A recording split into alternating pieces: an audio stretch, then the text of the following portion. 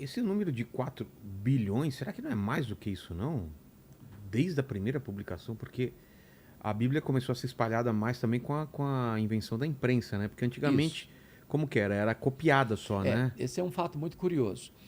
A Bíblia, então posso voltar um pouquinho? Claro.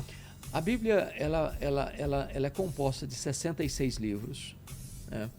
Ela tem 39 livros no Antigo Testamento e 27 livros no Novo Testamento. Usando uma palavra de Agostinho de Hipona, que foi o grande expoente dos pais da igreja do século IV e V, eu disse que o Novo Testamento está latente no Velho Testamento e o Velho Testamento está patente no Novo Testamento. O cânon da Bíblia foi encerrado já no final do primeiro século, onde nós temos então os livros com esta marca de livros inspirados por Deus, livros que não têm qualquer contradição entre eles mesmos, livros que foram aceitos pela igreja, e então nós temos a completude da Bíblia. Então vamos lá. A gente tinha muitos livros e tinham que selecionar quais esses livros iam compor a Bíblia. Exatamente. O que foi feito? Então o que foi feito? Passa por um filtro, que a gente chama agora de os livros do cânon. Cânon, na língua grega, é como se fosse uma vara de medir. Então, por exemplo, você tem no Velho Testamento os chamados livros apócrifos, que foram acrescentados à Bíblia Católica no Concílio de Trento. Esses livros são históricos, foram escritos no período interbíblico, do ano 400 a.C. ao período de Cristo. Mas eles não têm o peso, a densidade, a autoridade de livros inspirados, eu explico. Por exemplo, segundo o livro de Macabeus, ele encerra o registro dele pedindo desculpa se o que ele reescreveu não é, de fato, resultado de uma coisa fidedigna, ou seja, não é bem isso. Se não é íntegro o que ele escreveu, se não é verdadeiro o que ele escreveu, ele pede perdão, pede desculpa. Bom, a Bíblia não pode fazer isso. Porque ela é inspirada, ela é a revelação de Deus, ela é inerrante, ela é infalível, ela é suficiente. Então, esses livros não tinham, embora importantes historicamente, mas não tinham o peso da inspiração divina. Portanto, não foram recebidos pela igreja. Até porque também esses livros contradiziam outros textos da Bíblia. Como a Bíblia não pode contradizer a si mesma, porque Deus não é Deus de confusão, ele é a verdade, ele não pode falar uma coisa e daqui a pouco claudicar e mentir e falhar, ela não pode falhar. Então, aí pegou esses livros. Você tem a tradução depois de Jerônimo para a Vulgata Latina, né? Nós temos os originais hebraico e grego, grego koiné, Antigo Testamento. Depois ela é traduzida para o latim, que foi a versão aceita pela Igreja Romana durante tanto tempo. Mas depois, só voltar ao ponto que você mencionou, você vem com um problema muito sério, porque a igreja, durante a Idade Média, escondeu a Bíblia. O povo não lia a Bíblia. Até mesmo os sacerdotes conheciam muito pouco a Bíblia. Então o povo foi mergulhado numa densa escuridão de conhecimento da Bíblia. E dizia mais, que ler a Bíblia era um perigo, era uma ameaça, a pessoa podia ficar louca lendo a Bíblia. Que o que era importante para as pessoas eram as notinhas de rodapé da interpretação que se dava, e não, você é um leigo, eu um leigo, não teríamos acesso ao exame das Escrituras. O que é que vem? O movimento de mudança? A Renascença no norte da Itália. O que foi a Renascença? Uma volta aos clássicos. Gregos. O grego, começa a estudar, mexe com a estrutura da sociedade da época, da economia, né?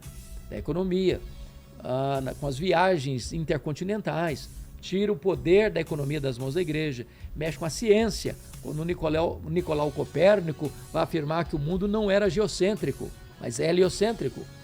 Mexe com as artes, quando Miguel Ângelo, Leonardo da Vinci vão fazer esculturas sem o viés, a perspectiva, a cosmovisão da igreja. Vai mexer também com a política, porque o Papa depunha reis e botava reis no poder, com Maquiavel escrevendo O Príncipe, e mexe com a religião, porque a religião estava nas mãos também da igreja, até que o monge Martinho Lutero vai descobrir a Bíblia, vai descobrir a doutrina da justificação pela fé e vai trazer a Bíblia para o povo. Mas é importante destacar que a reforma acontece em 1517. Mas a imprensa foi inventada quando? 1450. Pois é. Por Johannes Gutenberg, na Alemanha. Olha esse tempo todo. Então veja que o primeiro livro a ser impresso foi a Bíblia. O primeiro livro a ser impresso. Foi em 1450 que foi inventado. Você tem imagens aí da Johannes Gutenberg. Dele com a prensa. Com a prensa. Eu tenho Imagina que revolução foi isso, né? E aí o que acontece? Antes de Lutero, lá na Inglaterra, um pré-reformador chamado John Wycliffe, que era um professor universitário, descobre a Bíblia, é convertido a Cristo pela leitura da Bíblia, pelo estudo da Bíblia, e ele disse uma coisa: não se pode transformar uma sociedade espiritualmente sem a Bíblia na língua do povo. E ele começa a traduzir a Bíblia para o inglês. Poxa. Foi perseguido duramente. Por quê? Porque achavam que isso era Porque heresia? A Bíblia era proibida. Mas por quê? Era um medo realmente? Medo, porque a melhor maneira de você manter um povo na escravidão... Eu tenho aqui a verdade de Deus, mas eu digo para você o que é. É manter o povo na ignorância. Não, você não pode. Não, você não pode, você não tem acesso. Manter o povo na ignorância é manter o povo na escravidão. Então, o que aconteceu? Tá vendo aí alguma coisa? Olha lá. A imagem dela é a primeira prensa. Ainda está até hoje exposta para visitação. O que aconteceu? Foi perseguido, precisou fugir, mas os seus discípulos, os lollardos, concluíram. Lutero, depois que ele rompeu definitivamente na dieta de Worms, em abril de 1521, ele foi raptado. E raptado pelos seus aliados. Nossa. E foi levado, escondido, para o castelo de Wartburg, onde ele ficou num biombo, Vilela,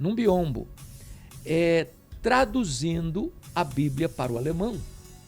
E esta obra foi tão importante que inclusive influenciou a literatura alemã. Ah, é? Por entender uma coisa, não se é possível mudar a mentalidade de um povo, a cultura de um povo, a espiritualidade de um povo sem a palavra de Deus. Agora deixa eu lhe dar um dado muito curioso sobre a Bíblia. A reforma aconteceu no século XVI, mas em 1173, no século XII, na França, um homem chamado Pedro Valdo, daí vem os valdenses. Pedro Valdo era um rico comerciante em Lyon, na França. E esse camarada se converteu. E ele resolveu dedicar toda a sua fortuna, toda a sua riqueza para fazer cópias da Bíblia, porque naquela época, para você ter uma cópia da Bíblia, era o trabalho, ou o salário, ou as rendas de um trabalhador durante um ano inteiro. Que ele ia copiar página por página. Era muito complicado, muito difícil, muito caro. Aí o que acontece? Ele vai até ao Papa da época e pede permissão para ele falar, mas o Papa não lhe deu permissão de pregar sobre doutrina. Você pode falar coisas amenidades, mas doutrina você não pode falar. Mas ele já estava convertido e ele resolve então treinar jovens evangelistas, que eles chamaram de os Barba. E eles foram duramente perseguidos. O que eles fizeram, Vilela? Eles começaram a memorizar a Bíblia. Nossa. Toda a Bíblia. Então você vai memorizar Mateus, você vai memorizar Marcos, eu vou memorizar Atos.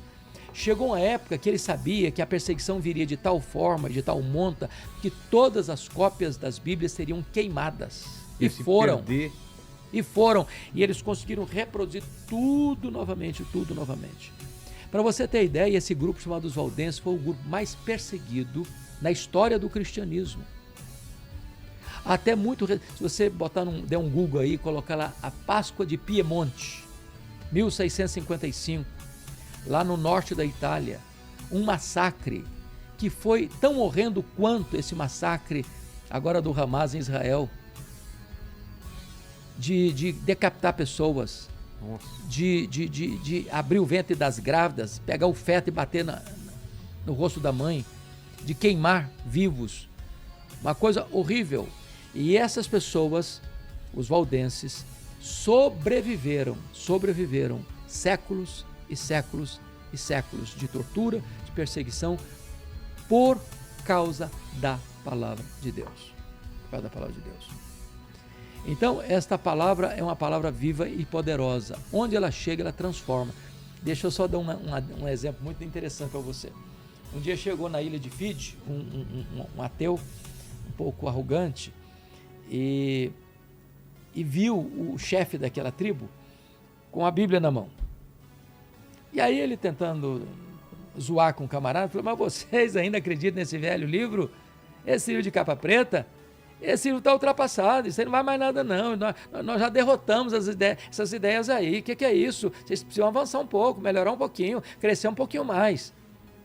O chefe desse povo, dessa tribo, que era uma tribo antropófaga, outrora, canibal, disse o seguinte: olha, o senhor está dizendo que esse livro não vale nada, que esse livro já está obsoleto, ultrapassado, pois se não fosse esse livro, hoje o senhor que está aqui seria o nosso jantar. Por causa desse livro, o senhor vai ser convidado a jantar conosco. Foi a história deste livro, a mensagem deste livro é que mudou a nossa vida, que transformou a nossa história, e hoje nós somos cristãos e não canibais. Tem N histórias, N histórias que nós poderíamos citar aqui do poder transformador da palavra de Deus.